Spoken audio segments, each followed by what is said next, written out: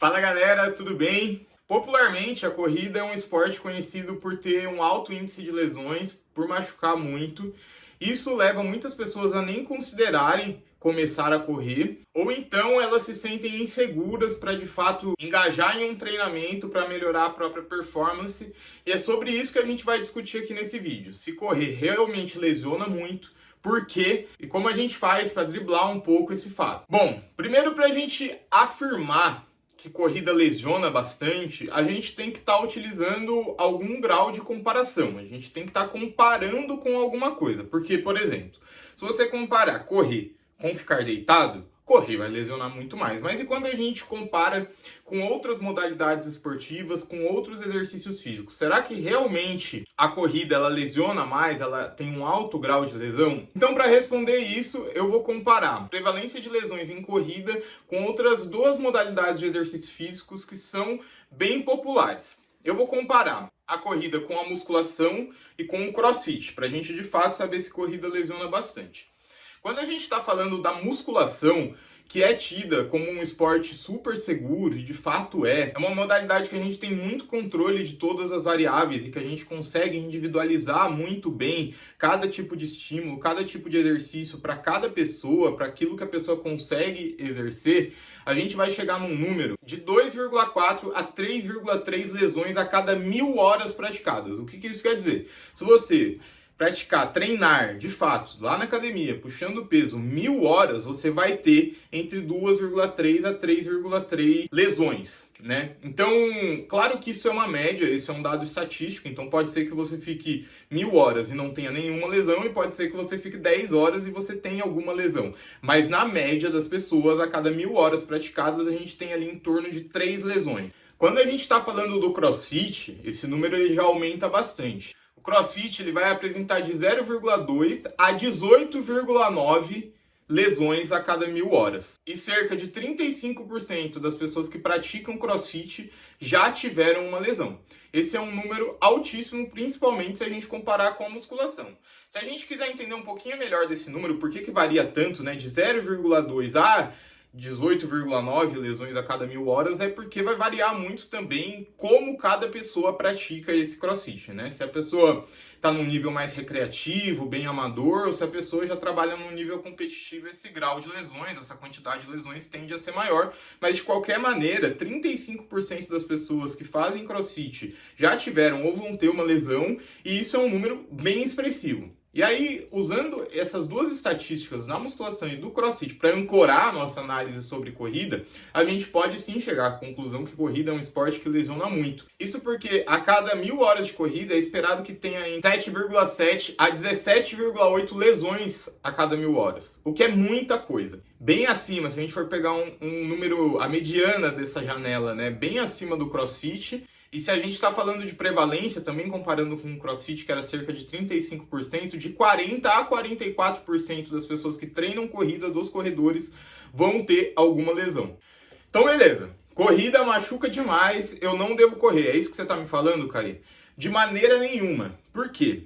O benefício que a corrida traz, ele é infinitamente superior ao prejuízo que esse risco de lesão existe. Então, alguns cenários diferentes. Você pode treinar corrida e nunca ter uma lesão. E você pode treinar corrida e estar dentro dessa estatística e ter uma lesão. E mesmo assim, vai valer a pena você correr. Por quê? Porque a corrida, por se tratar de um esporte de predominância aeróbica, uma das características desse treinamento é de aumentar o VO2 máximo. E uma coisa muito importante é que um baixo VO2 máximo está associado a maior mortalidade por qualquer causa. Inclusive, uma pessoa que tem baixo VO2 máximo, as chances, né, o grau de mortalidade que isso exerce sobre ela, estatisticamente falando, é maior do que uma pessoa tabagista, do que uma pessoa que fuma. Tão importante que é o VO2 máximo. E uma outra característica que a gente vive atualmente é de uma desincentivação da nossa própria cultura, da nossa própria sociedade em fazer atividades físicas, sobretudo atividades físicas que levam mais tempo, né, que são essas de predominância aeróbica. Então, se por um lado a gente tem um indicador de mortalidade altíssimo, que é o baixo VO2 máximo, e do outro a gente tem a corrida que aumenta muito o VO2 máximo, que é capaz de dar muitos anos de vida, mas que em troca disso você corre risco de ter uma lesão, vale a pena praticar corrida, né? E de fato, a corrida tem se tornado uma modalidade muito atrativa por causa desse boom que está tendo da modalidade nas redes sociais, e isso é super positivo. Então, por mais que também existam outras modalidades que também melhorem o VO2 máximo e que vão ter menos incidência de lesões, como por exemplo a natação, a gente não tem esse hype para natação. Então, quando a gente fala que correr lesiona e a gente acaba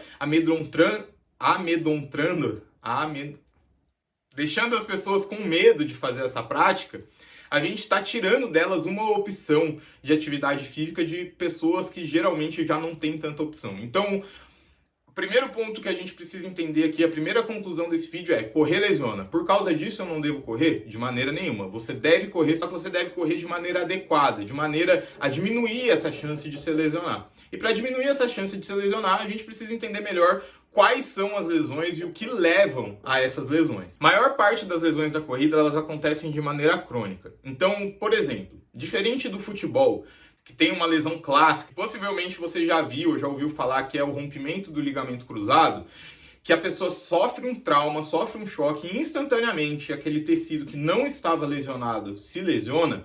Na corrida isso vai acontecendo de maneira mais gradativa. Por se tratar de lesões crônicas, são lesões de longo prazo e que vão acontecendo, vão piorando gradativamente. Isso é bom, isso é ruim.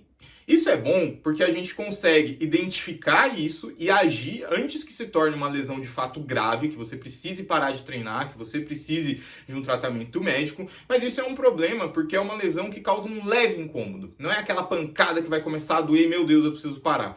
São dores que começam pequenas e aí a tendência das pessoas é continuar treinando porque geralmente são dores suportáveis, e aí aquela lesão que começou pequena, que começou a dar esse sinal, ela vai se agravando e ela vai se agravando e ela vai se agravando até chegar num ponto que ela se torna tão intensa que a pessoa de fato procura ajuda e ela vê que já não é mais tão simples de resolver. Então as lesões acontecem no longo prazo e o principal motivo para essas lesões acontecerem é um aumento muito grande do volume, da carga de treino, além daquele que a pessoa consegue suportar. Então, também, por a gente ser feito para correr, a gente melhora muito rápido na corrida, a gente consegue ir aumentando a nossa distância, a nossa velocidade muito rápido comparado à evolução em outros esportes.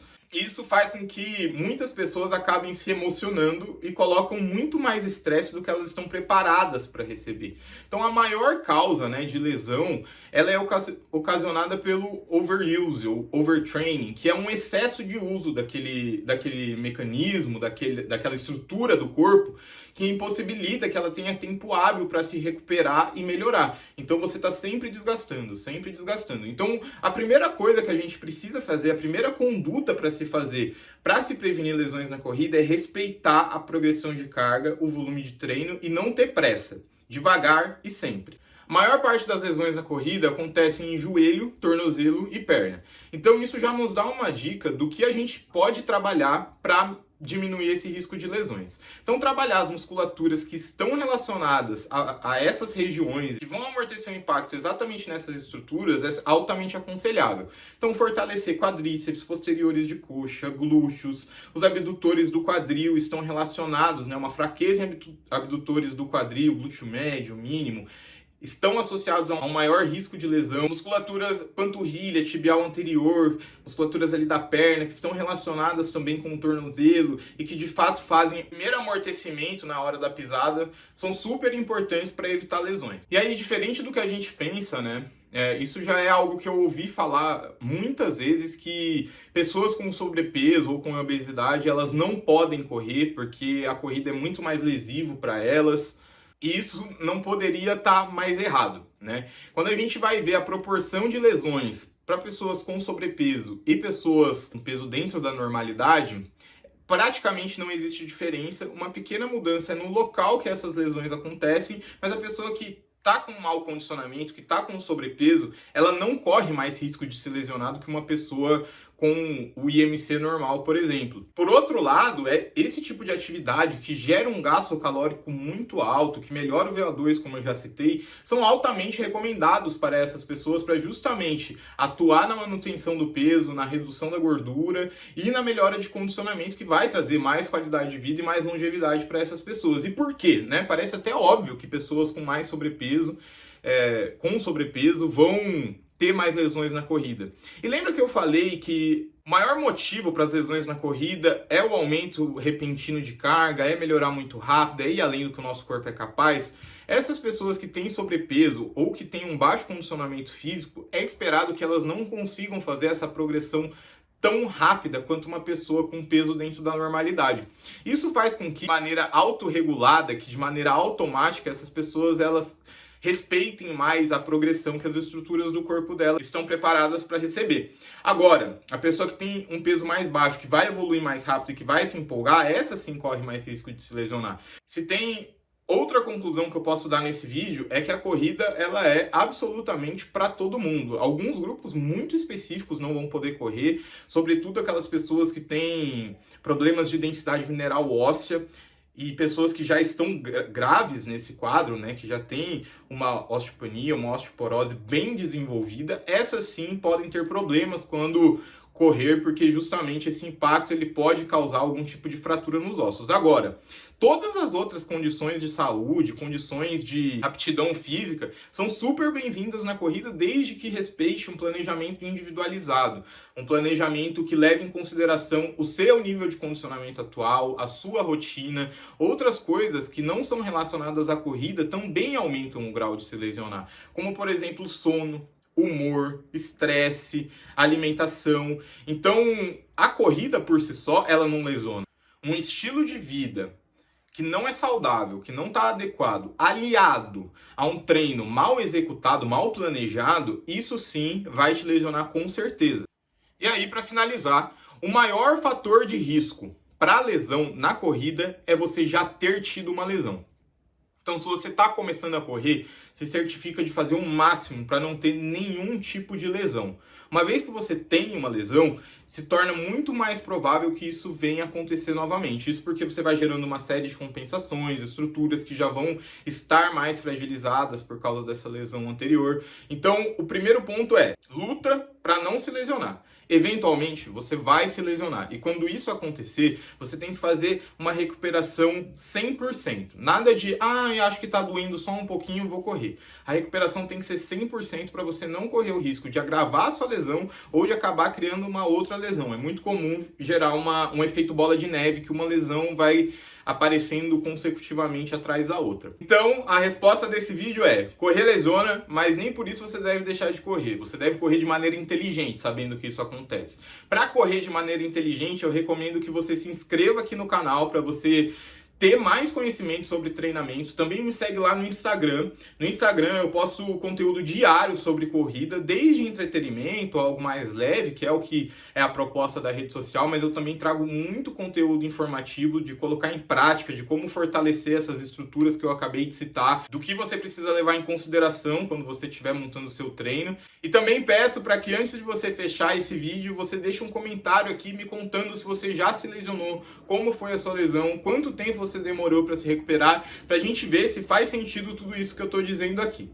Desde já, agradeço a atenção de vocês e até a próxima.